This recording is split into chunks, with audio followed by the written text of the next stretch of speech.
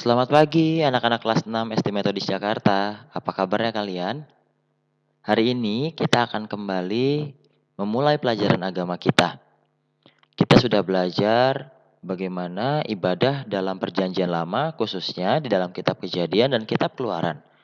Hari ini kita akan melanjutkan pelajaran tersebut dan sebelum kita melanjutkan ke dalam pelajaran yang selanjutnya, kita mau mengulang dulu beberapa hal di dalam materi yang sebelumnya.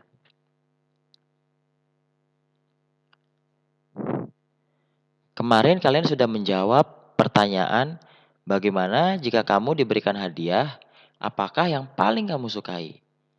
Nah, kalian sudah menjawab hadiah-hadiah apa yang paling kalian sukai jika kalian diberikan hadiah oleh orang lain atau orang tua kalian.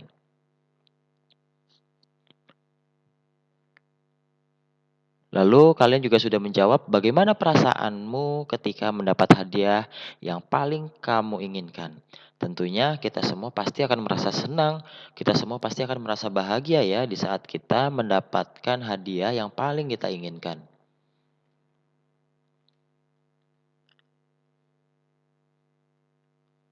Ketika kita mendapatkan hadiah tersebut, kita pasti akan merasa dicintai dan dihormati oleh seseorang.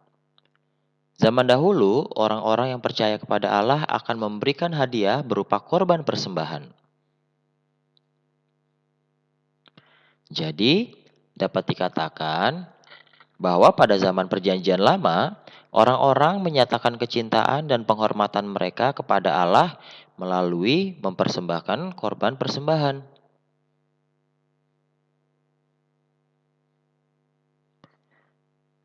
Lalu, bagaimana mereka memuji dan menyembah Allah?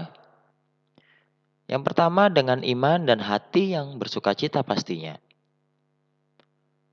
Dan yang kedua, untuk menanggapi kasih-kasih Allah yang tidak berkesudahan. Jadi inilah kenapa mereka memuji dan menyembah Allah. Selain mereka memuji dan menyembah Allah dengan iman dan hati yang bersukacita, mereka memuji dan menyembah Allah tentunya juga untuk menanggapi kasih-kasih Allah yang tidak berkesudahan di dalam kehidupan mereka.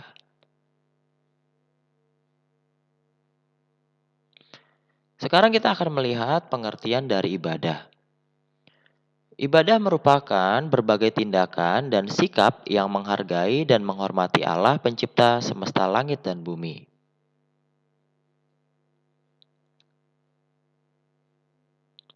Pada awalnya, ibadah adalah hubungan pribadi antara manusia dan Allah. Ibadah bersifat individu dan berbentuk korban persembahan dan doa. Mereka percaya bahwa jika mereka mempersembahkan korban, Allah akan terus memberikan kehidupan dan mengampuni setiap dosa mereka. Nah, kita akan melihat lagi bagaimana sih bentuk-bentuk dalam korban persembahan. Yang pertama, kita akan melihat di zaman Kain dan Habel. Pada zaman Kain dan Habel, Kain mempersembahkan hasil tanamannya. Karena pada saat itu Kain merupakan seorang petani. Sedangkan Habel mempersembahkan domba yang paling baik. Hal ini terjadi karena Habel merupakan seorang gembala atau seorang peternak hewan. Mereka berdua mempersembahkan korban untuk memuliakan Allah dan mengucap syukur atas kebaikan Allah dalam hidup mereka. Yang selanjutnya, kita akan melihat bagaimana Abraham mempersembahkan korban persembahan saat ia diperintahkan Allah untuk mempersembahkan anaknya Ishak. Bentuk ibadah yang dilakukan Abraham pada saat itu yaitu merelakan Ishak menjadi korban persembahan. Dengan mempersembahkan Ishak, Abraham menyatakan ketaatannya kepada perintah Allah. Meskipun akhirnya kita tahu dari cerita tersebut, ternyata Allah sudah mempersiapkan domba bagi Abraham yang harus dipersembahkan kepada Allah. Jadi, pada saat itu Ishak tidak jadi dipersembahkan kepada Tuhan. Namun, kalau kita melihat perjalanannya, Ishak dan juga Abraham benar-benar taat kepada Allah. Abraham secara khusus diperintahkan Tuhan untuk mempersembahkan anaknya yang merupakan anak satu-satunya. Tetapi kalau kita lihat kisahnya, Abraham benar-benar taat. Dia membawa Ishak ke atas gunung, mempersiapkan segala sesuatunya untuk korban persembahan, sampai akhirnya Tuhan menunjukkan domba yang harus dipersembahkan kepada Allah. Nah, sedangkan bagi Ishak sendiri, Ishak juga menunjukkan ketaatan yang penuh saat ia bersedia dipersembahkan oleh Abraham kepada Allah. Ia tidak sama sekali melawan orang tuanya, ia tidak sama sekali memberontak dan kabur. Ya, Ishak hanya diam dan mengikuti apa yang diperintahkan oleh ayahnya Abraham. Lalu bentuk korban persembahan yang selanjutnya kita akan lihat pada saat Yakub mempersembahkan korban sembelihan di atas gunung. Kalau kita lihat, saat Yakub mempersembahkan korban sembelihan di atas gunung, ia memberikan korban berupa hewan yang tak bercela. Apa artinya? Artinya adalah Yakub memberikan korban persembahan berupa hewan yang benar-benar terbaik dari yang ia miliki. Hewan yang tak bercela berarti tidak ada sakit, tidak ada cacat, dan tidak ada lecet sedikit pun. Sebelum hewan disembelih, si pemilik harus meletakkan tangan di atas kepala hewan sebagai lambang keselamatan yang Allah berikan kepadanya. Sekarang kita akan melihat ibadah di dalam kitab Keluaran.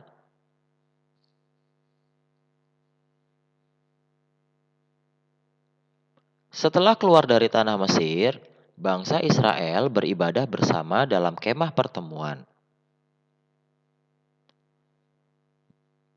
Di Gunung Sinai, Allah memberikan 2 loh batu yang berisi 10 hukum Allah.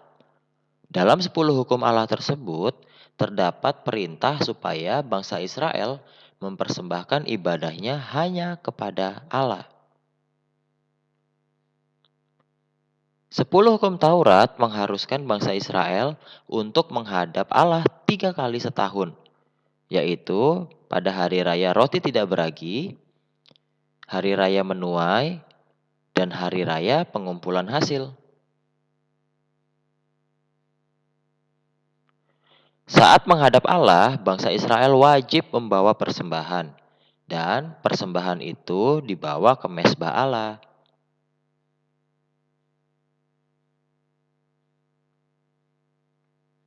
Namun setelah menjadi raja, Daud menetapkan bahwa Yerusalem sebagai pusat ibadah. Kemudian di zaman anaknya Raja Salomo mendirikan bait Allah untuk meletakkan tabut perjanjian. Jadi pada saat di padang gurun, bangsa Israel beribadah di dalam kemah pertemuan karena pada saat itu mereka masih berpindah-pindah tempat. Sedangkan di zaman Raja Salomo, karena mereka sudah menetapkan tempat ibadah mereka di Yerusalem sebagai pusat ibadah, maka Raja Salomo mendirikan bait Allah sebagai tempat ibadah yang permanen karena pada saat itu mereka sudah tidak berpindah-pindah tempat lagi. Bait Allah atau bait suci dan sinagog menjadi tempat ibadah bagi bangsa Israel, di mana mereka dapat memberikan persembahan berupa korban yang hidup dan yang berkenan kepada Allah. Nah, di dalam bait suci atau bait Allah sudah ditetapkan seorang pemimpin untuk menjalankan ritual ibadah. Pemimpin ibadah dalam perjanjian lama adalah para imam dari suku Lewi.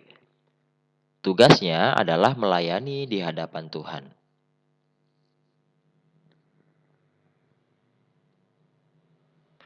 Nah, sekarang kita akan melihat lanjutan dari ibadah dalam perjanjian lama yang sudah kita pelajari beberapa waktu lalu. Sekarang kita mau melihat unsur-unsur ibadah yang ada pada saat bangsa Israel. Unsur yang pertama adalah musik. Yang kedua adalah doa.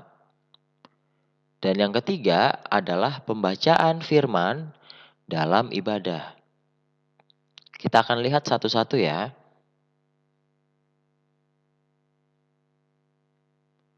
Yang pertama kita akan melihat unsur musik. Nah, alat musik pertama kali dicatat dalam kitab Kejadian 4 ayat 21. Ini adalah beberapa alat musik yang dimainkan pada saat zaman Perjanjian Lama, yaitu khususnya dalam kitab Kejadian sampai kedua alat tersebut terus dimainkan ya sampai terbentuknya bangsa Israel.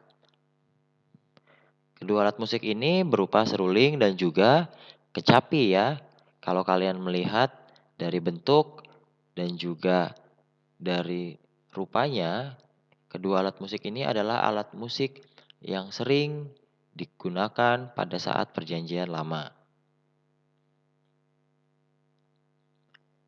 Nah, saat pemerintahan Raja Daud, alat-alat musik mulai berkembang dan dibagi menjadi 3 golongan. Yang pertama, alat musik bertali. Di alat musik bertali ada 3 jenis alat musik yang sering digunakan, yaitu kecapi, gambus, dan juga rebab. Kalian mungkin bisa melihat bentuk-bentuknya di dalam layar kalian ya. Yang kedua, ada alat musik tiup. Yang pertama, suling.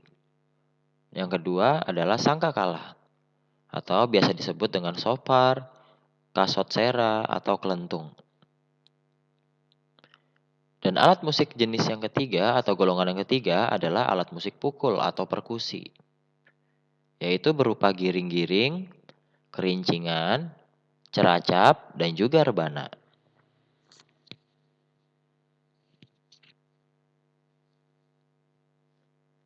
Unsur yang kedua adalah doa. Doa merupakan unsur yang paling penting di dalam ibadah. Dalam kitab Mazmur, terdapat doa-doa yang terus-menerus digunakan dalam ibadah dan merupakan buku pegangan para imam. Doa dinaikkan dengan rasa syukur serta hikmat di hadapan Tuhan, diiringi dengan puji-pujian yang mengagungkan nama Tuhan. Jadi, doa ini merupakan unsur yang paling penting. Bahkan di dalam setiap agama, kita pasti akan menaikkan yang namanya doa.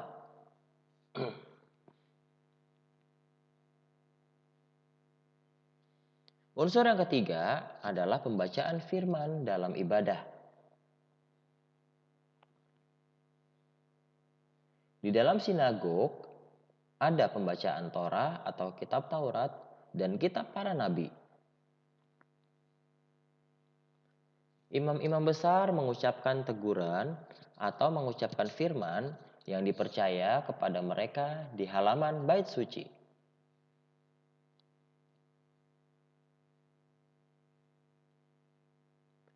Lalu kita mau lihat apa sih inti dari pemberitaan firman? Yang pertama, agar manusia mencapai kesejahteraan dalam melakukan kehendak Allah. Yang kedua, agar manusia diciptakan untuk menjadi milik sesamanya.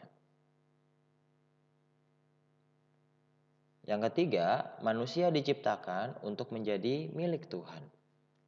Jadi ini adalah inti dari pemberitaan firman Allah. Khususnya agar manusia bisa mencapai kesejahteraan di dalam melakukan kehendak Allah. Lalu supaya manusia menyadari juga bahwa mereka diciptakan untuk menjadi milik sesama dan terutama menjadi milik Tuhan.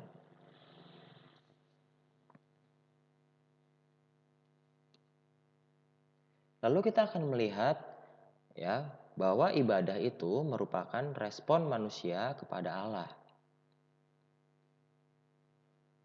Ibadah pada zaman Perjanjian Lama merupakan respon manusia terhadap kebaikan Allah dan bukti ketaatan manusia kepada Allah.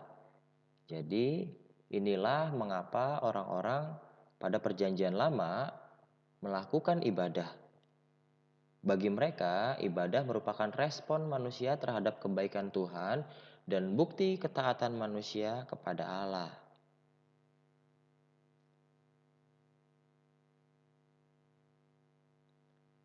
Nah, yang jadi pertanyaan sekarang adalah, mengapa ibadah mengambil tempat yang penting dalam sejarah kehidupan bangsa Israel? Ada yang tahu nggak ya? Coba kalian pikir-pikir dulu. Mengapa ibadah mengambil tempat yang penting dalam sejarah kehidupan bangsa Israel? Jawabannya, karena Allah bersedia membuka kembali hubungan dengan manusia. Ingat ya, pada saat manusia jatuh ke dalam dosa, hubungan Allah dan manusia menjadi terputus. Namun, karena Allah telah bersedia membuka kembali hubungan tersebut, makanya harus ada usaha atau respon yang dilakukan oleh manusia kepada Allah, yaitu dalam bentuk ibadah. Lalu pertanyaan selanjutnya, bagaimana kita dapat merespon kebaikan Allah dalam ibadah sekaligus menunjukkan ketaatan kita kepada Allah?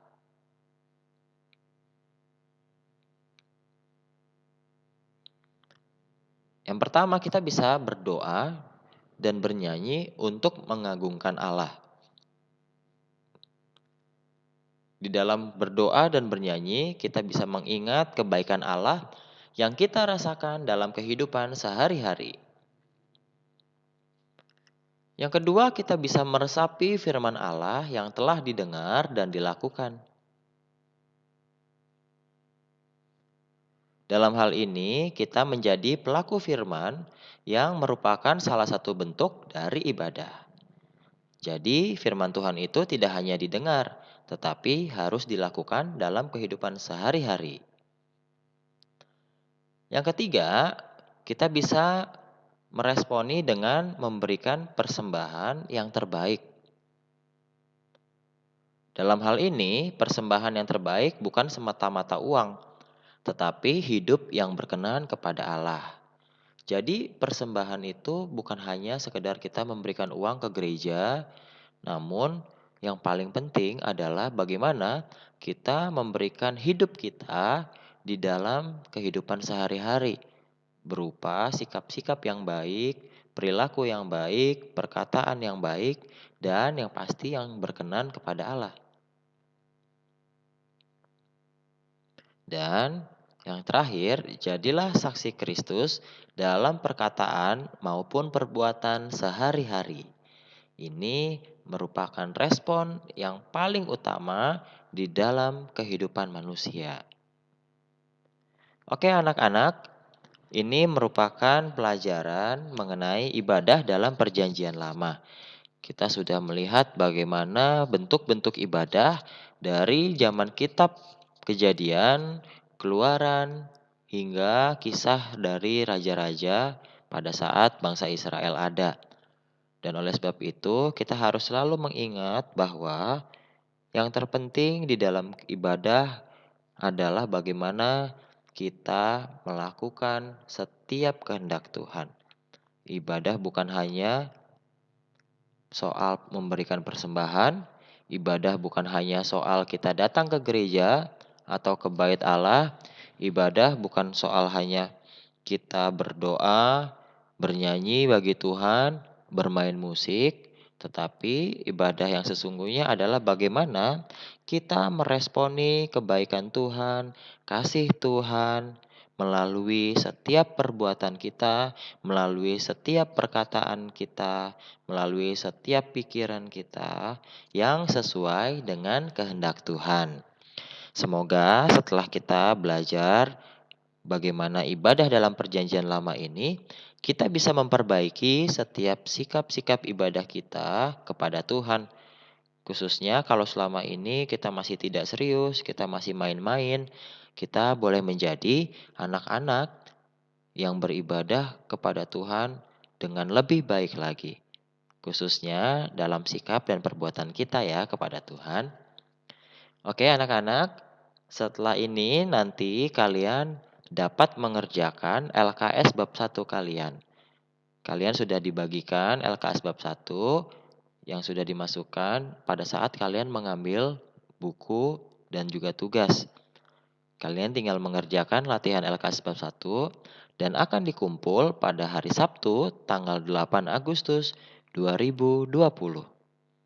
Selamat mengerjakan tugas, selamat belajar. Tuhan Yesus memberkati.